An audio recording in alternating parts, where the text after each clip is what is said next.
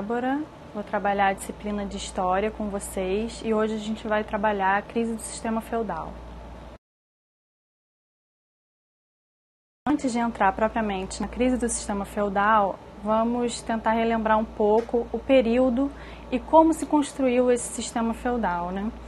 Bom, isso aconteceu na Idade Média e a gente pode dividir a Idade Média em dois períodos, a Alta Idade Média e a Baixa Idade Média.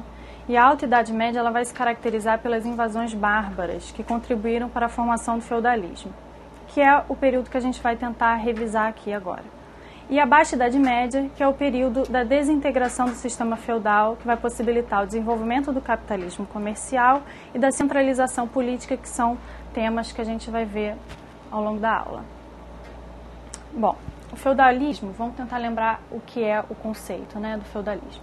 Ele foi um sistema econômico, político, social e cultural característico da Europa na Idade Média. E o sistema feudal pode ser definido pelas relações servis de produção. O que foram essas relações servis de produção? Na verdade, ela se dividia entre senhor e servo. O senhor é o proprietário da terra e o servo depende dele para trabalhar, devendo cumprir integralmente as obrigações servis, que eram o pagamento de impostos e plantações, né? A plantação no manto senhorial, para o senhor feudal. Bom, nesse slide a gente tem uma ilustração do que era um feudo, do que era uma unidade feudal. Era como se fosse um castelo, onde se tinha toda a estrutura necessária para o senhor e para os servos, né? Tinha um manto senhorial, tinha um moinho, tinha um rio, tinha sempre toda uma estrutura para que tudo funcionasse sem precisar sair desse feudo. Bom, aqui a gente tem algumas características do feudalismo, da Alta Idade Média, algumas características econômicas que a gente pode assinalar como uma economia agrária e autossuficiente, ou seja, não se tinha a finalidade de produzir para comercializar, era um consumo imediato de subsistência. O trabalho era regulado por essas obrigações servis que a gente viu no slide anterior, e fixadas pela tradição e pelo costume. Não era exatamente fixadas pela lei, e sim por tradição e por costume. Algumas características políticas que a gente pode assinalar aqui é o poder político descentralizado, o poder era local, cada domínio feudal era independente, cada feudo era governado pelo seu senhor, dentro de um grande reino, mas essas unidades eram governadas pelo senhor feudal.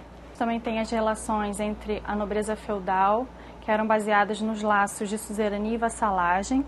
A suzerania ela era a relação do senhor feudal com o nobre, o suzerano devia proteção ao seu vassalo e o vassalo devia treinamento militar e serviços militares ao seu senhor feudal.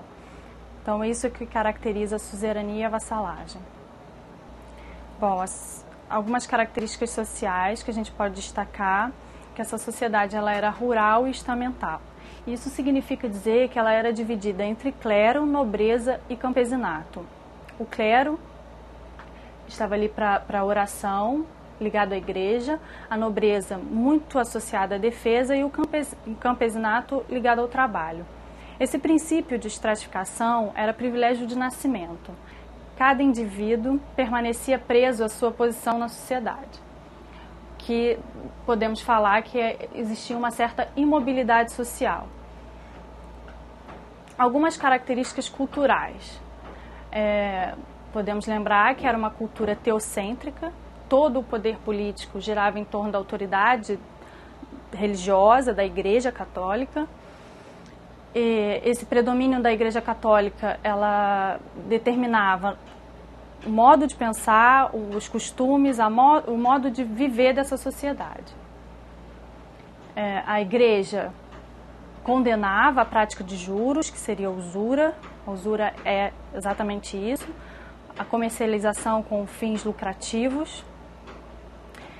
A Igreja ela também explicava os fenômenos naturais pela fé.